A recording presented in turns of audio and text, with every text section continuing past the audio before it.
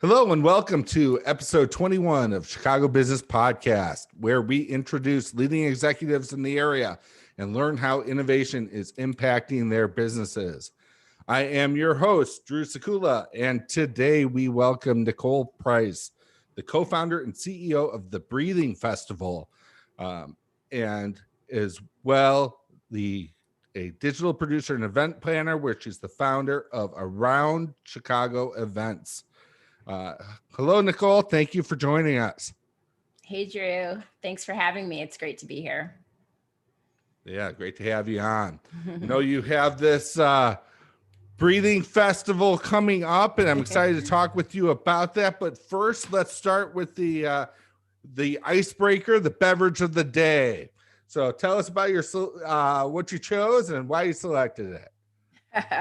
Well, actually, I tend to drink water. I'm a big fan of water to just kind of keep everything clean and flushing things out. And I have to tell you, I do have an interesting story about where I carry my water. This is a water bottle.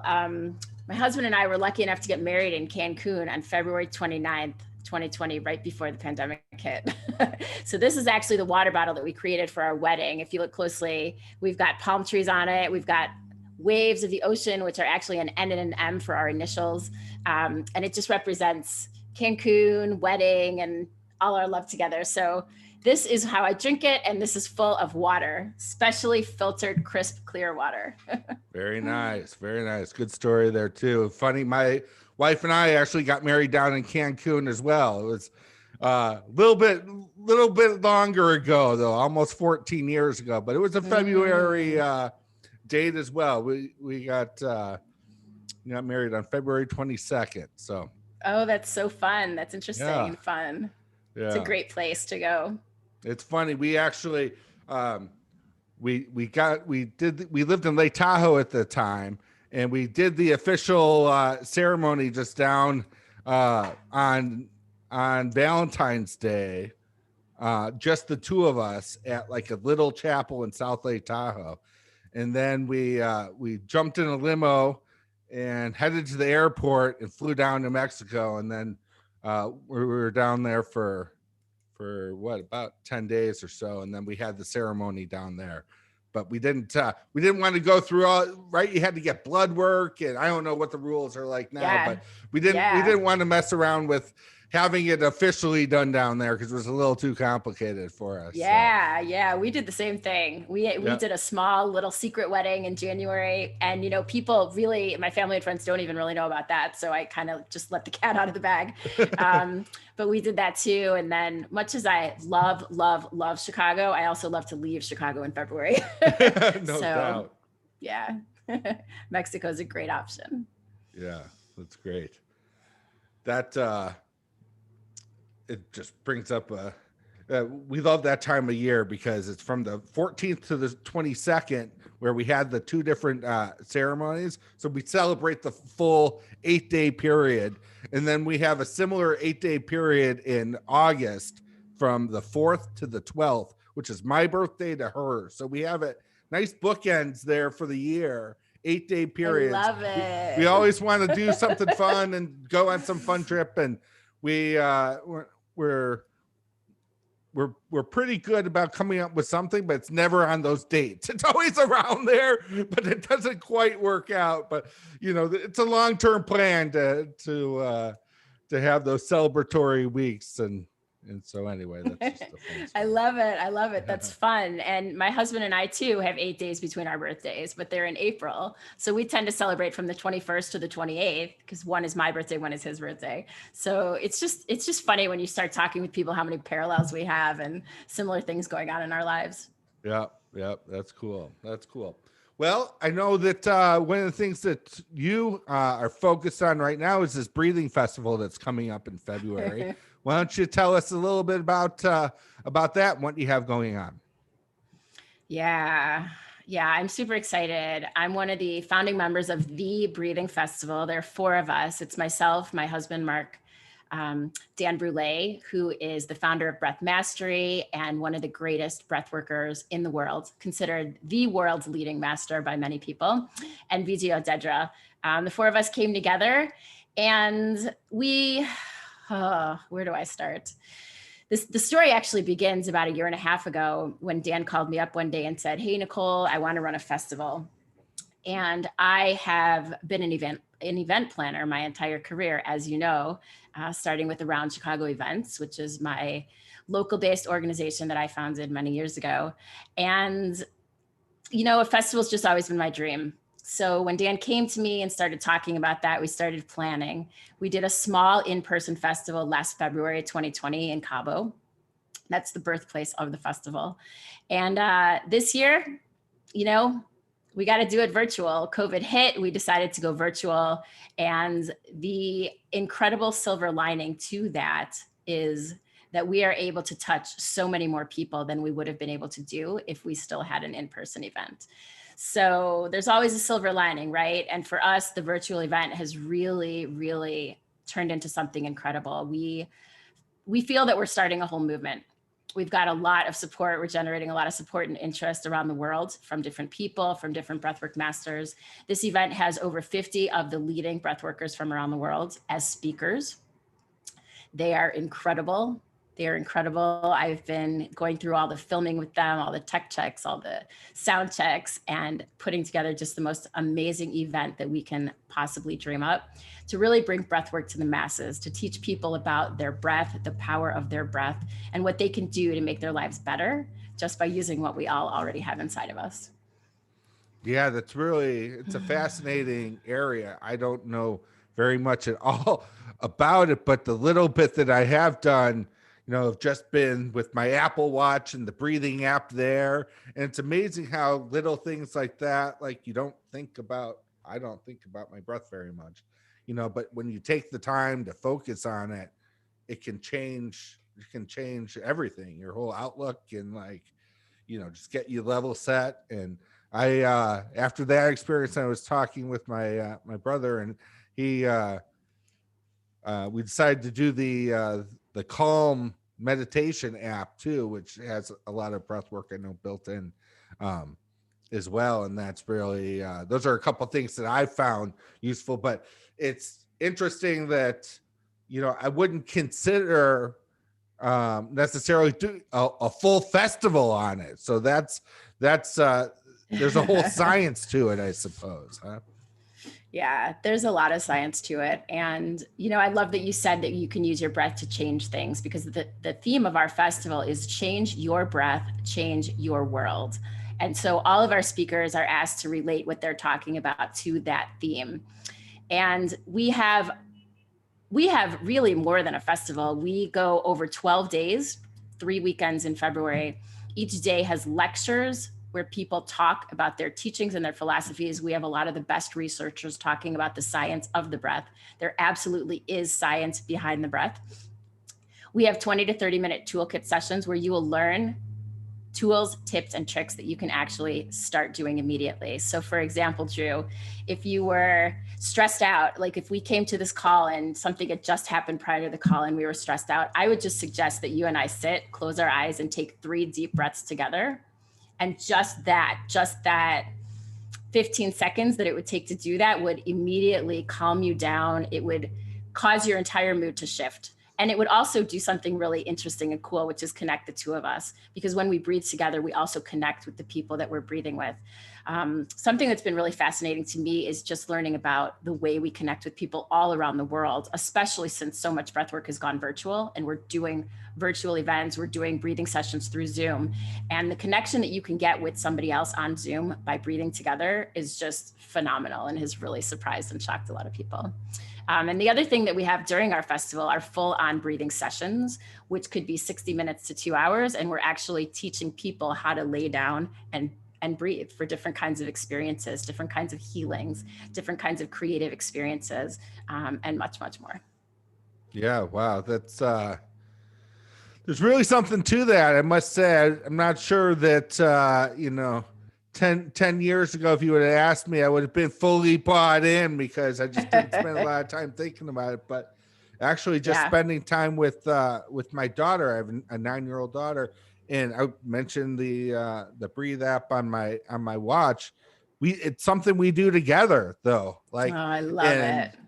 like we just started doing it where she enjoyed like going through it as well. And then it is like there's like a bonding thing to it when we just go through and take the minute to do this, whatever it is, 6 or 7 deep in and out breaths. And it's like it Yep. does, it totally level sets you and kind of reconnects you. So Yeah, I can see that. absolutely. Yeah, we do have a session, a panel discussion at the festival as well called Breathing with Kids. And it's all about exactly what you're talking about, how to breathe with your kids, how to have exercises for your kids to set them up for success in their life. Yeah, that's great. And we can all take a minute to take a few deep breaths with the world that we find ourselves in these times, these days. Yesterday, I think some deep breaths are called for. You know, we'd all be better off by taking a minute to think, maybe before taking action Absolutely. down each other's Absolutely. throats. So One of the primary things we're teaching in the festival is breath awareness and paying attention to your breath. And for the reason that you just mentioned exactly, when you pay attention to your breath, it's easy for you to stop and pause, take a breath, and really think about what's going on in you, how you're reacting, and if that's the way you want to be reacting, or if you want to make a shift. If you want to make a shift, change your breath, change your world. It just all comes back to that theme. interesting. So you guys have really had to shift things up a lot then compared to what your original direction was with the in-person. I just imagine it seems like it's a totally different market in terms of getting people down to Cabo to take part in this. You're going to have really people who are, you know, who kind of have make a career out of it, or just very or huge enthusiasts, as opposed to your current focus where you have you know, prices starting quite low. Actually, your pricing model is pretty interesting for the festival. Can you talk a little bit about that? Yeah, absolutely. Tickets start at $11, and that is access to all the sessions during the entire festival. We've priced it low like that because we really want to bring breathing to everybody. We want to make this a mainstream thing. It's time for the world to learn how to breathe, to take a breath, to learn how to heal ourselves by using our breath, and how to heal the world. And it's been really interesting. We are really doing as much as we can to make this interesting for everybody. So there's something for everybody. There's different sessions at all different levels, people talking about things. And you've got, like I said, the greatest experts in the world talking about the research that they did or the modality of breathwork that they created. And so it's really such a great opportunity to learn, to take something back with you, put it in your pocket. So you've got different tools that you can use in your own life. The whole shift to virtual was really interesting for me. I've been an in-person event planner for my whole career. And in fact, here in Chicago, I'm best known by a lot of people for my Around Chicago Live networking events, which were over 10 years of amazing networking with our fabulous hospitality industry here in Chicago. And so when the pandemic hit and everything went virtual, I literally spent the first 3 months online constantly. I went to every webinar, every seminar, every virtual event I could find to learn everything I could possibly learn about how to produce a digital event, how to create that movie, how to do Zoom, how to do video, how to do audio, all those kind of things that for my entire career, I had hired someone to do. That AV guy, you know, in the corner was my guy doing all this stuff. And now suddenly I had to do it all myself. So I spent about 3 months learning that. I volunteered all over the place. I took on every single piece of work I can find. I started getting to the point where I was actually getting paid to do this kind of work, to do backstage manager work. I ran some really prestigious events last summer. And then I started turning all my energies towards the event that I'm creating, the festival. And it's been a fascinating experience. It's been a fascinating experience. I wouldn't trade it. It's been really challenging, really hard. Not anything I ever thought I would do, but I absolutely love it. And I just, you know, I keep my eye on the prize. So I know what's coming, and I love what it's taken to get there. Yeah. What do you expect in terms of what the future holds then for, you know, obviously this should be a temporary thing in terms of the virtual world that we're having to at least meet each other in. hopefully it does come back, but there's going to be some kind of transition. What's your view on what that interim period looks like? And then, do you see it going back the way it was, or some kind of hybrid model? I think it's always going to be a hybrid model going forward for most people, most companies. What we're doing with the festival, we're fully virtual this year. We expect that by next year, 2022, we'll have a small in-person event and we'll still have a very large virtual component. And then the goal is that by the following year, so actually by 2023, we'll have a really large in-person event and we will still have a virtual event, but it will change a little bit. Whereas now everything is pre-recorded and done in advance. I see that when we have a large in-person event, we will actually be doing filming at that event. And that's what our virtual event will become. So I love the hybrid model. I love the access it gives us to people everywhere in the world, people of all different types, kinds, financial backgrounds. You don't need a lot of money to join an $11 event, but you do need a lot of money to get on a plane and go to Cabo, Mexico and stay there for 3 weeks. So I think that virtual hybrid model is pretty amazing. And I'm really excited to see what the future holds. That's great. That's great to see how you have really pivoted yourself Yeah, I sure have. To adjust your business and then to really make the most of the situation we have. Maybe we can take a step back though and talk a little bit about your origin story. And you're a Chicago native, I believe, but why don't you take us back to the beginning and tell us how you got involved, or how you came to be the one person that you are. Yeah, so I've been doing meetings and events for my entire career, and I traveled a little bit. I went to college out of town and grad school, and I lived on the East Coast for a few years. But I've been back in Chicago for quite a while, and really got started on my Chicago journey in, probably about 15 years ago. I was doing sales. I was in the restaurant industry doing sales, and I started going out all the time, networking, meeting people, getting to know people, and things just snowballed from there. I started sending out an email a couple times a week to a group of people, mostly just a small group of women, to find people to go out and network with me, really so I didn't have to do it by myself. And that snowballed. It turned into my Around Chicago newsletter, which then became a networking event here in the hospitality industry. And we ran really strong from 2010 until this past January. My final Around Chicago Live event was this past January at the Signature Room at the 95th, which was a really supportive partner of mine for all those years. And who knew, right? None of us knew what was going to happen, but that's really just been on hold since the pandemic. And so I've been really lucky that the opportunity with the Breathing Festival came about the way it did, and that we were all of our partners were willing to switch to virtual, and that I was able to figure out how to make that happen. It's been a really exciting journey. And back to Around Chicago Live, I have the most supportive, incredible partners over the years. It was really, really a great run. And I do anticipate when we can come back together in person, I do want to have another big soiree to just send out a lot of love to our hospitality industry, which is having a really, really hard time right now. Yeah, I mean, there really is no business that's been impacted anymore, but you're right there up there. I guess the event planning business, along with the restaurants, obviously. Yeah, absolutely. I lost all of my projects and income for the year. I remember the exact date it hit me. It was March 18th, 2020. Mm-hmm. And so it's been a rough year. And it's been a rough year for all my incredible restaurant, hotel, and venue partners. But you know what? We're really strong, we're resilient, and we're going to come through. It's going to be different. It's never going to be the same. It's going to be different, but we will all adjust, and we will come through, and we will be as strong as we were.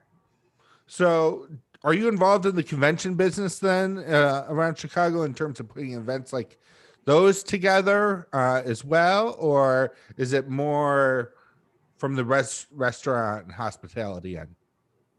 Me personally, with Around Chicago Live, that was a hospitality-based networking event at different downtown venues every month, every other month, for over 10 years. We have big presence on Facebook. We have listings from all the different restaurants, and photos from over the years are on our Facebook page.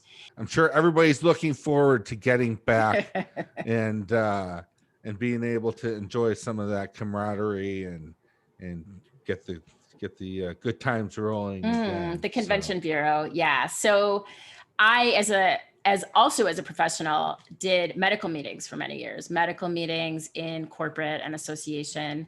And I did work with the Convention Bureau at Choose Chicago, in that I've been a member and an ambassador for Choose Chicago for many, many years. So one of the things the ambassadors do as a service from the city is greet people coming to Chicago for the big conferences, and greet people as they leave Chicago after, usually at McCormick Place. And I've been doing that for many years as well. Nice. I noticed you've been involved in a lot of philanthropic activities as well. Maybe you can fill us in a little bit on the Fight to Feed organization and any others you'd like to highlight.